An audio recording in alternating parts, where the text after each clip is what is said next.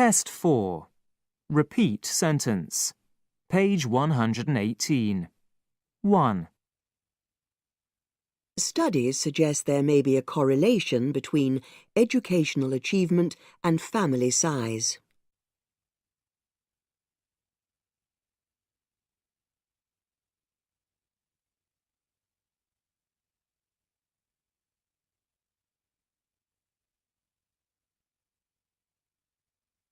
Two. Tomorrow's lunchtime seminar on nuclear engineering has been postponed.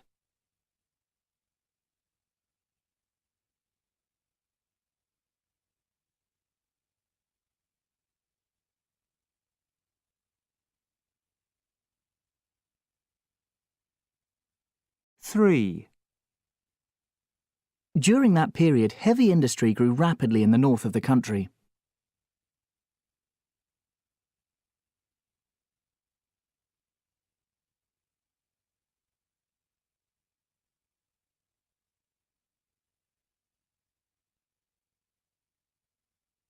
Four. Students must hand in their assignments by Friday.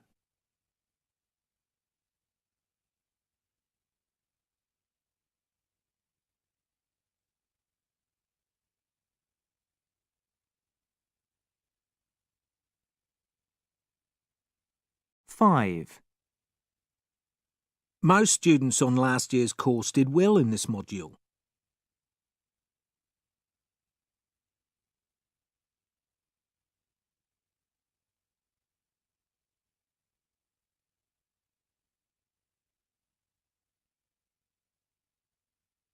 Six. Tuesday's lecture on social psychology will now take place in the central hall.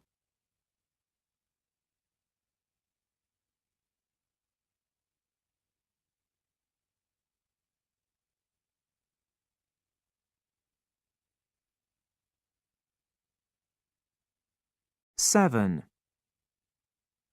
Anyone who has a problem with their accommodation should speak to the welfare officer.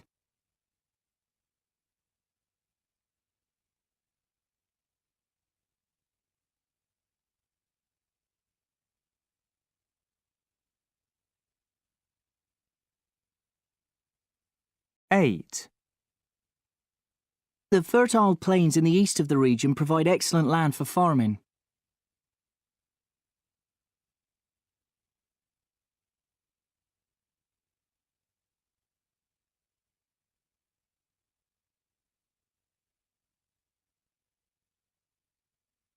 Nine.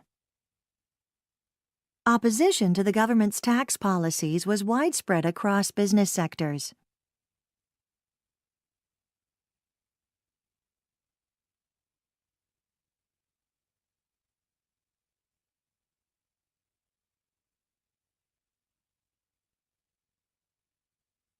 Ten. Students with queries about this term's timetables must speak to their tutor immediately.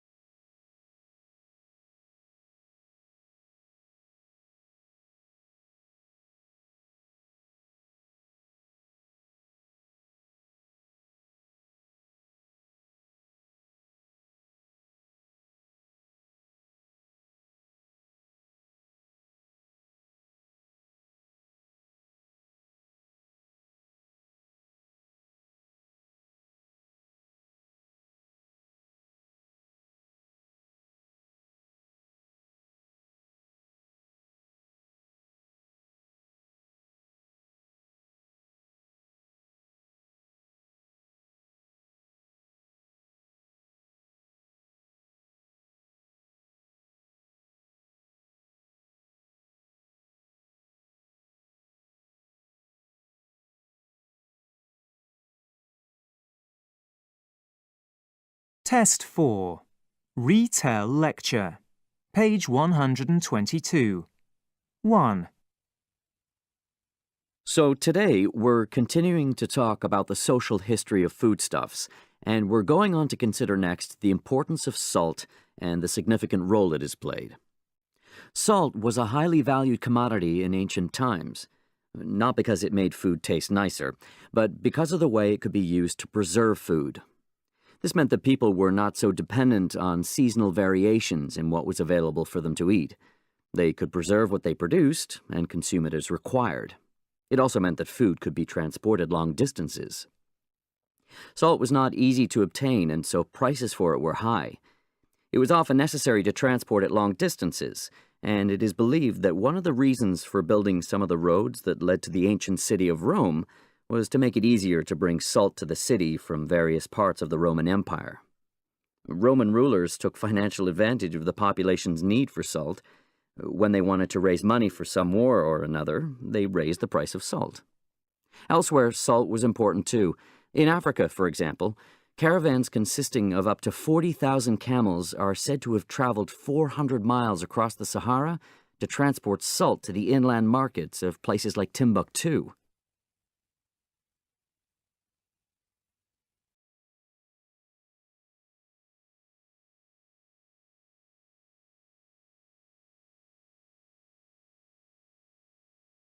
Two. So today we're going to talk about children's literature and the role it plays in society. Throughout history, adults have used the power of stories to entertain and amuse their children. But stories are not used merely to entertain youngsters. They have a significant educational purpose. They serve to teach the moral values of their society. In sociological terms, stories are one of the means by which children are socialized. How does this work in practice? Well, it often makes use of heroes, the characters in the stories who the children will admire and want to be like. The heroes of children's stories, therefore, exemplify the qualities valued by that society. They will typically demonstrate courage in the face of difficulty, honesty, consideration for others, loyalty to their family and friends, a respect for work, and so on. You can see this happening from the fables of ancient societies, through fairy tales and folk tales, right up to modern-day children's stories. For example, the hard-working ant in Aesop's fable is shown to succeed, in comparison with the grasshopper, who spends the summer singing and has nothing to eat when winter comes. Similarly, it is Cinderella, the honest, hard-working sister, who wins the prince rather than her cruel, lazy stepsisters. However, there is still usually something to entertain children, even in the most morally instructive of stories.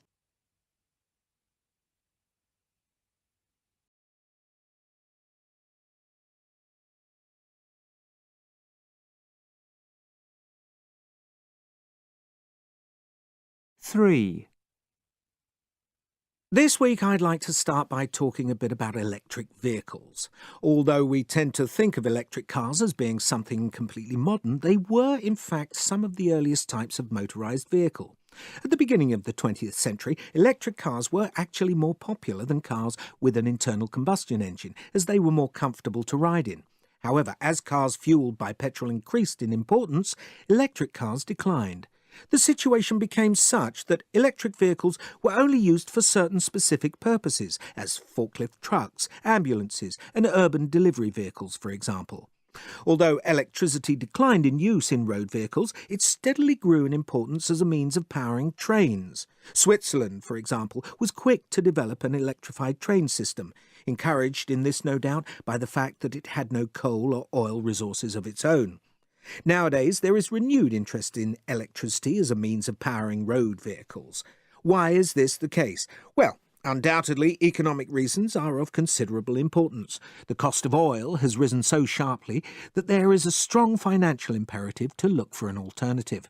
However, there are also environmental motivations. Emissions from cars are blamed in large part for, among other things, the destruction of the ozone layer and the resultant rise in temperatures in the polar regions. A desire not to let things get any worse is also encouraging research into designing effective electric transport.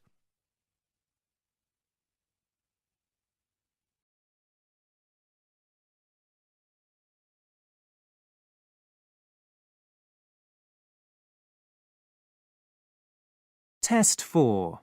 Answer short question. Page 123. 1,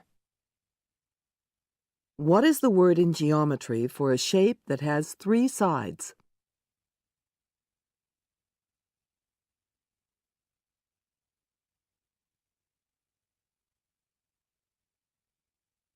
two, What do you call the alphabetical list at the end of a textbook that tells you where to find specific information?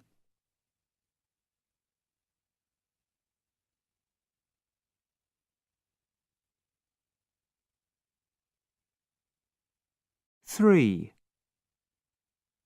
What is the word for the place where a river starts?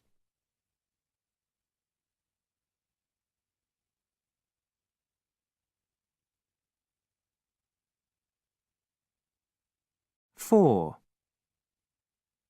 Who is the main journalist responsible for producing a newspaper or magazine?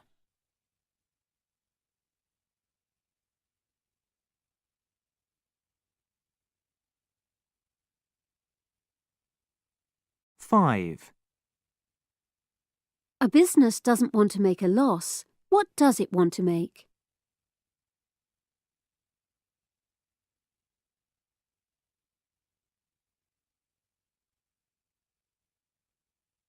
six, What is the economic sector that deals with farming?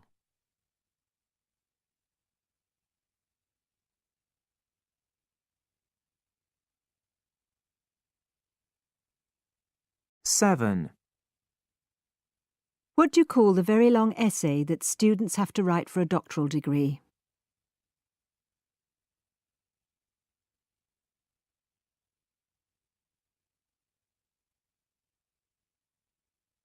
eight, What is the word for a period of 100 years?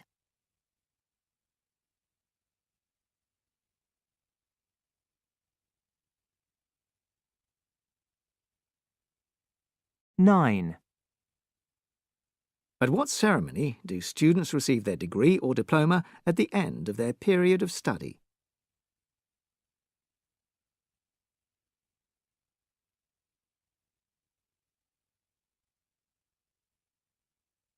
ten, What do we call the date that a piece of work must be finished by?